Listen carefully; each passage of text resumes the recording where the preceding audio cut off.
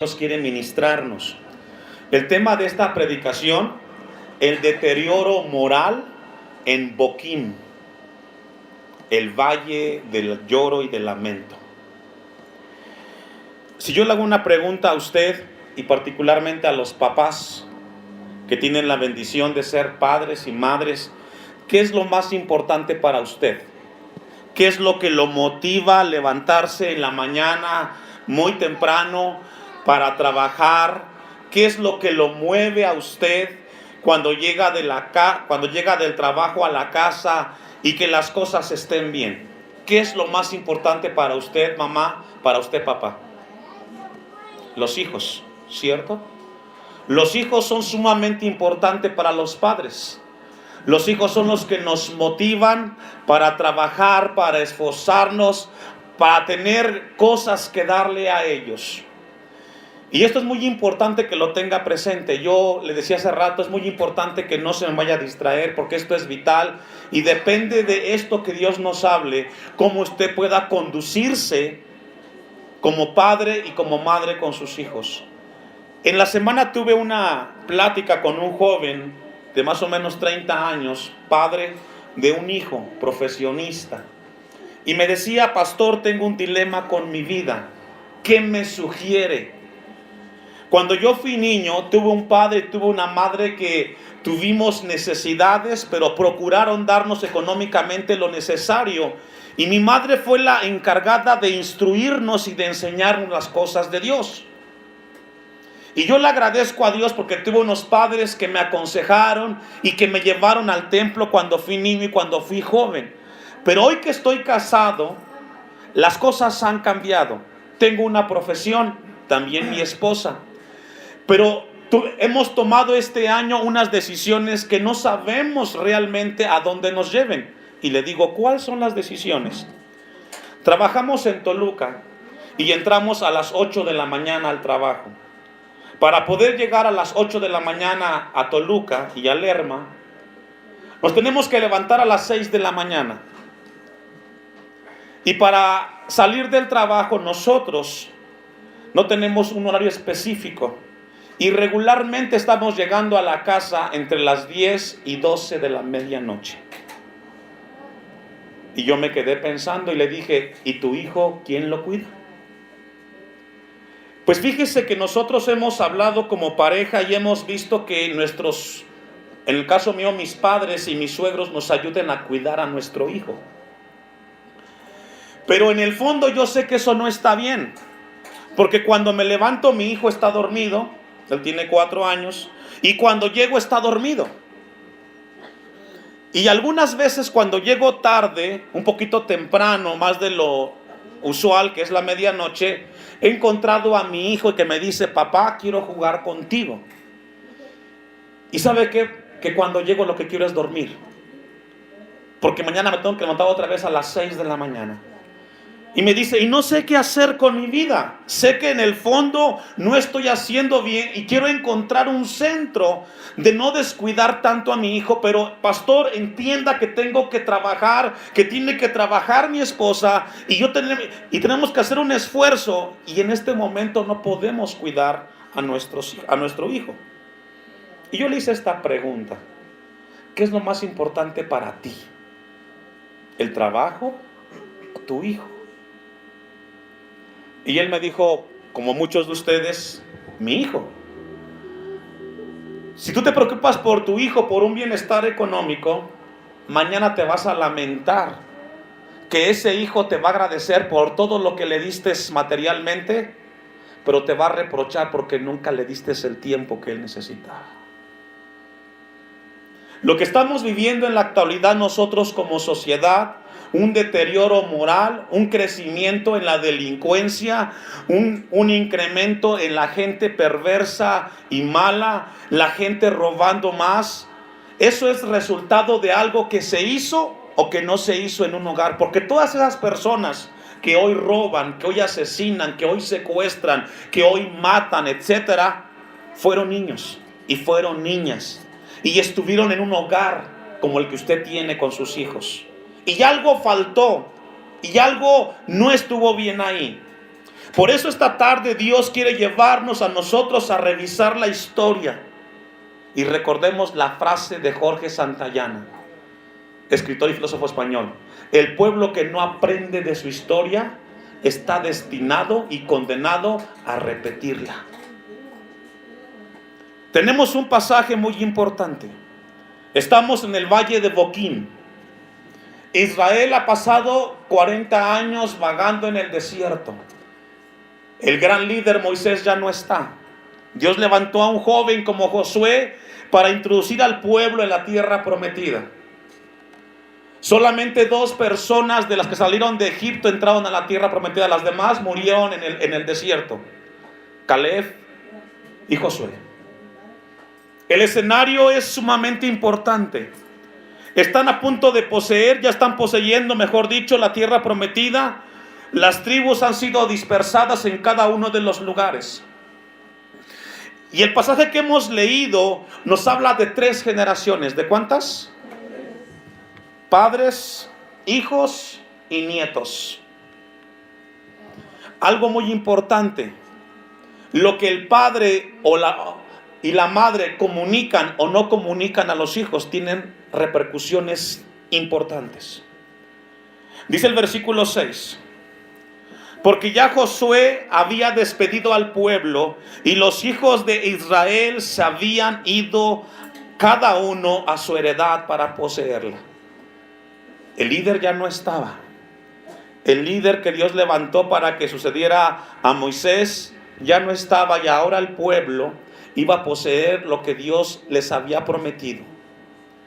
Versículo 7: y el pueblo había servido a Jehová. ¿Me ayuda a leer, hermanos? Todo el tiempo que estuvo ¿con quién? El carácter es sumamente importante y vital en la vida del ser humano, hermanos.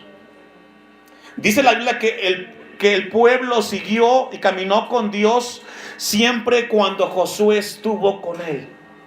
Y eso es muy importante tenerlo en cuenta. Versículo 7: y todo el tiempo de los ancianos que sobrevivieron a Josué, los cuales habían visto todas las grandes obras de Jehová.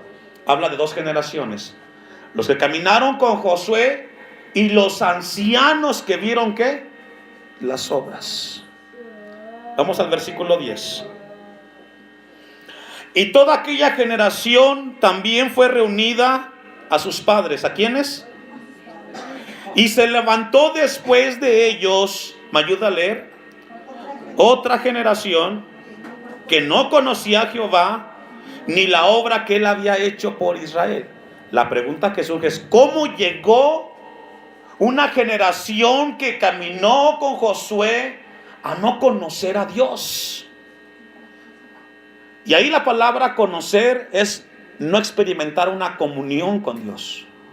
Porque una cosa es venir al templo y otra cosa es tener comunión con Dios.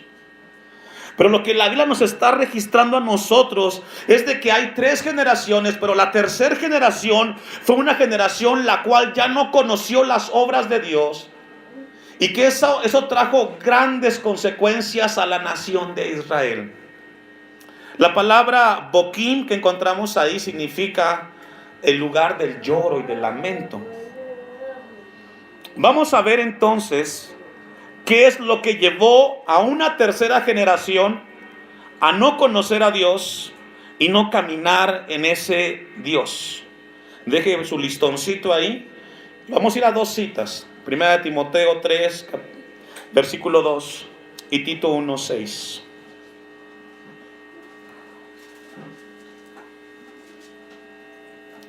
Primera de Timoteo 3, 2 y Tito 1, 6.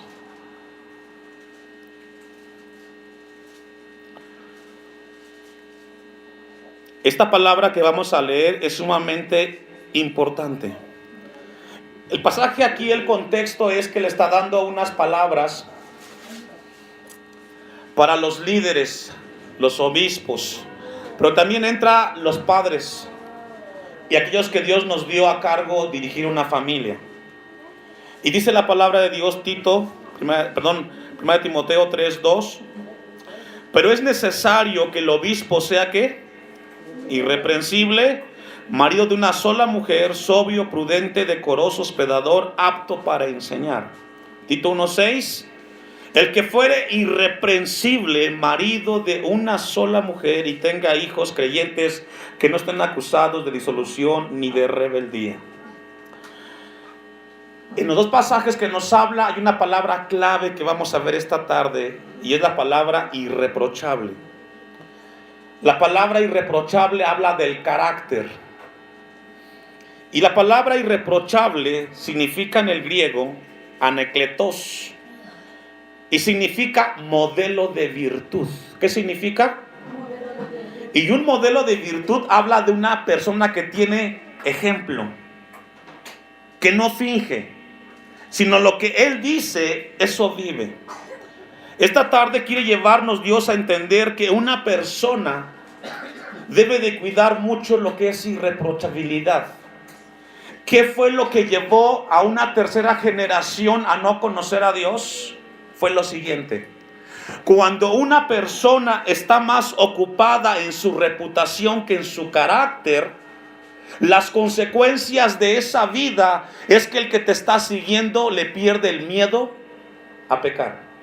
Cuando un padre de familia, cuando una madre de familia le pierde el temor a Dios, el hijo que te ve le pierde el miedo a pecar. ¿Escuchó eso?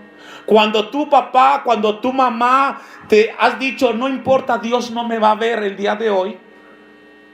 Eso que tú haces, que Dios ya te dijo que está mal lo que estás haciendo, y tú lo sigues haciendo, tu hijo te está viendo.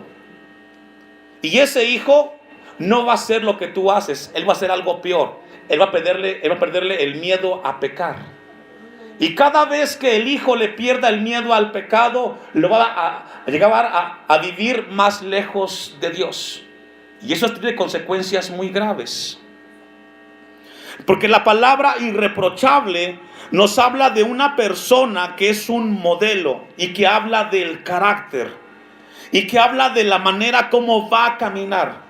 Lo que sucedió en Boquín fue el resultado de una generación la cual caminó, pero no vivió lo que Dios le enseñó.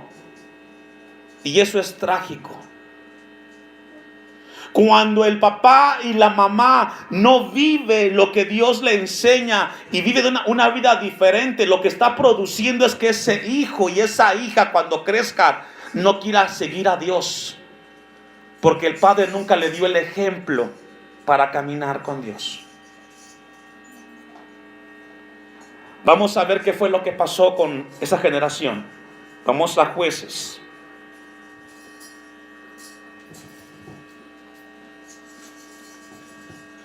Cuando el líder no es un modelo de virtud, no es un ejemplo en el hogar, lleva entonces a unos hijos, a una familia a caminar lejos de Dios.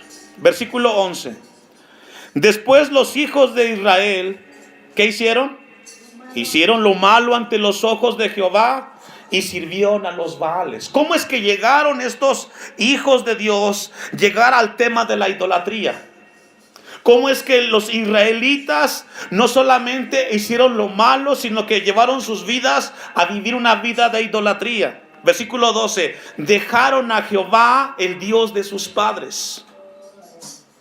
Cuando nosotros, papás, no entendemos que lo que hacemos y dejamos de hacer van a afectar a nuestros hijos, estamos siendo egoístas con nuestros hijos. Ahora, no malinterprete. ¿Es importante trabajar? Sí, es importante.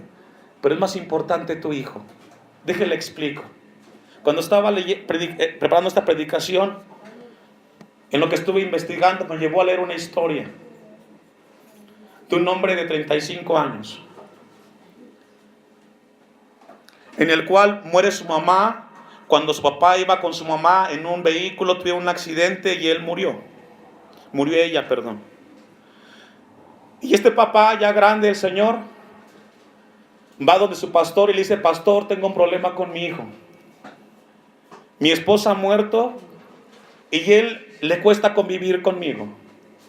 El pastor Se pone a orar y manda a llamar al hijo y al papá y los reúne en la iglesia, en el lugar de consejería, y les dice: los he reunido aquí porque hay algo que ustedes tienen que hablar, como papá y como hijo. Y el papá toma la palabra y le dice al hijo de 35 años: hijo, no entiendo tu actitud.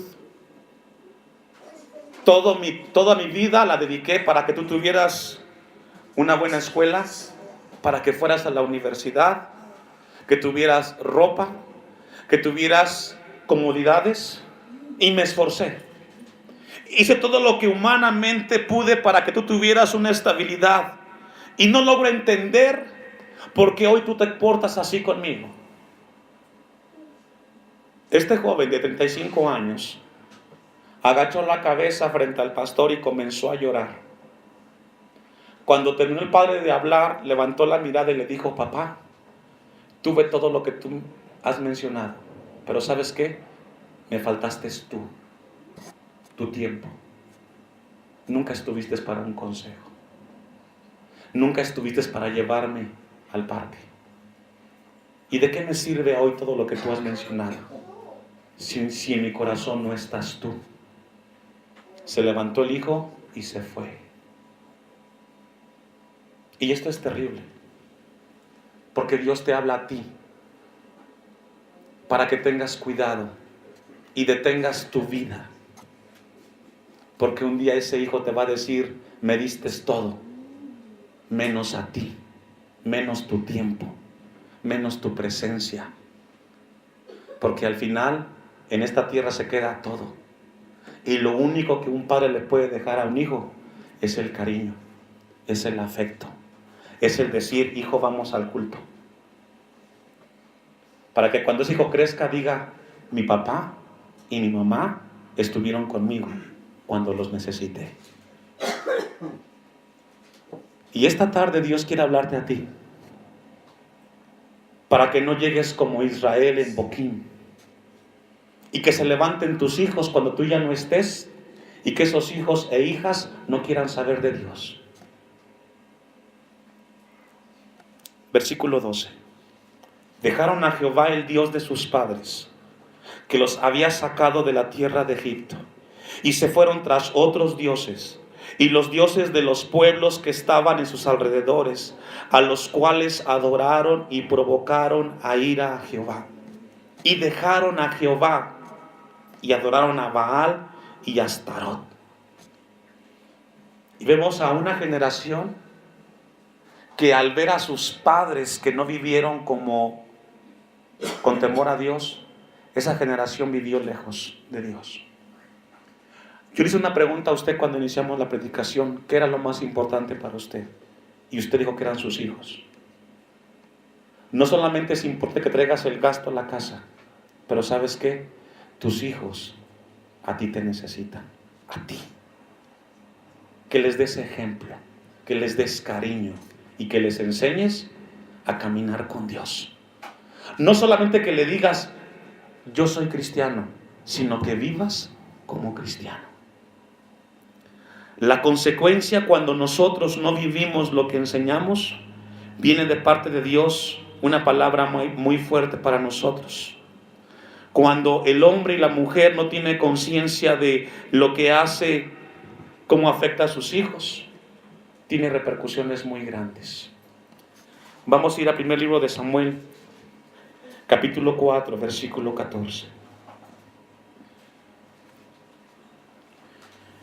Y vamos a ver las consecuencias cuando el líder, cuando papá, cuando mamá le pierde el respeto a la santidad de Dios.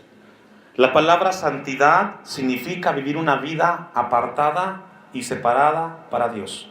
Eso es santidad. Las cosas de Dios deben de ser lo más importante en mi vida. Ya entendí que estoy de paso en esta tierra, que voy a morir. Y mientras Dios me conceda la vida, voy a vivir una vida donde Dios me guíe, donde Dios me guarde y donde Él me enseñe para yo transmitirle a mis hijos. Cuando los padres le pierden miedo al pecado, los hijos se alejan de Dios. El caso es Elí. Tuvo 2 hijos. Estuvieron en el templo. Pero Elí, como líder, hizo algo que hoy Dios nos llama a corregir y evitar.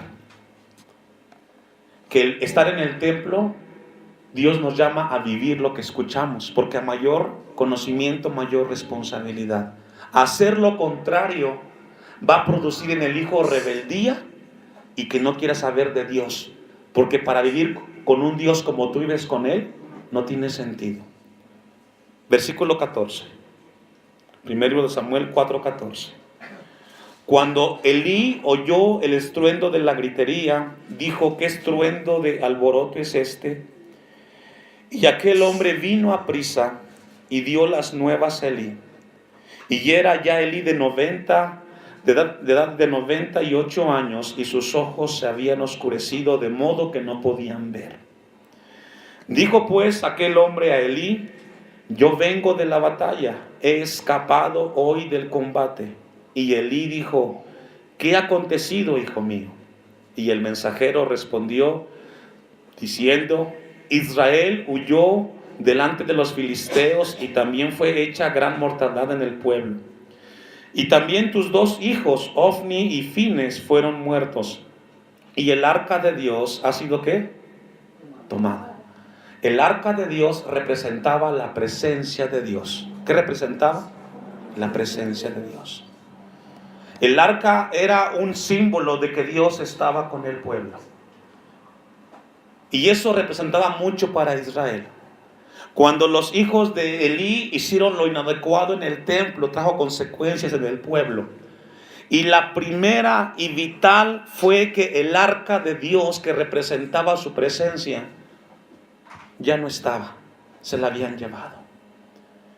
Cuando eso sucede en la vida cristiana, ¿sabe a qué equivale, hermanos? Que tú le hables a tus hijos de Dios y que tus hijos no tengan respeto de tus palabras. Lo que hace que tengan peso tus palabras es que Dios camine contigo, hermanos. Como pastor estoy interesado y preocupado que Dios esté conmigo. Porque si no está conmigo, yo no quiero ir, ni quiero caminar.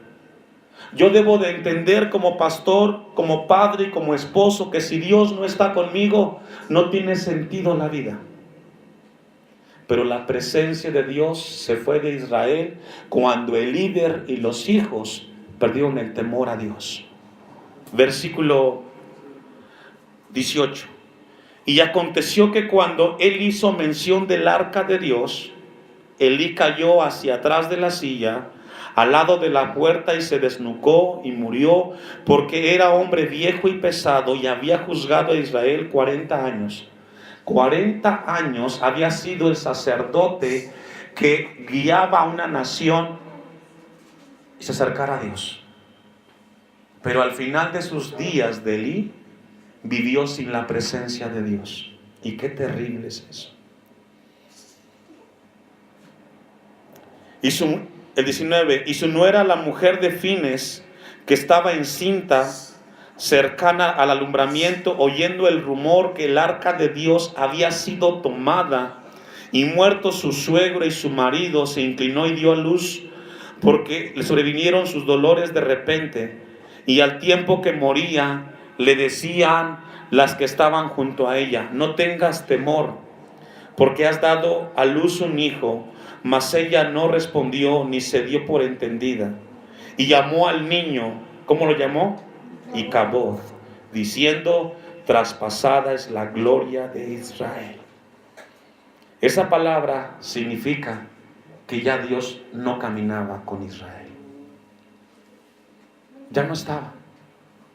Y qué triste es un hogar sin Dios, donde no haya respeto. Qué triste es un matrimonio donde no hay respeto. ¿Y sabe por qué? Porque hay una persona, hombre o mujer, que perdió, que Dios ya no está con él.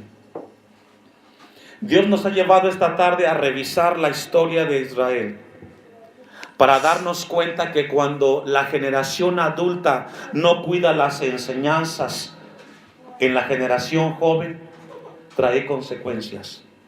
Y son lamentables, porque van a vivir lejos de Dios. Si tú a tus hijos les hablas de que Dios es un Dios poderoso, y sí que lo es, muéstrales con tu vida. No te preocupes por lo que la gente piensa de ti. Preocúpate lo que Dios piensa de ti, porque Él te ve en todo lugar. Y a tus hijos, no solamente le proveas, dales tu tiempo, dales tu vida y enséñales a caminar con un Dios vivo que reina por siempre. Porque lo primero que Dios te va a pedir cuentas a ti el día que estés frente a Él va a ser: ¿qué hiciste con tus hijos? ¿Qué hiciste? ¿Qué les diste? No te va a preguntar cuántos carros tienes, cuántas casas, cuántos trabajos, cuánto ganaste. No te va a preguntar eso. Te va a preguntar qué hiciste con los hijos que te dio. Es tiempo para corregir y darte cuenta que en cualquier momento Dios nos puede llamar a cuentas. Mientras tenemos vida, Dios nos llama a recapacitar, a corregir y a ser mejores padres. No es lo que más ganas lo que le va a hacer bien a tu hijo, es cómo le enseñas y qué le enseñas a tu hijo. Ponte de pie.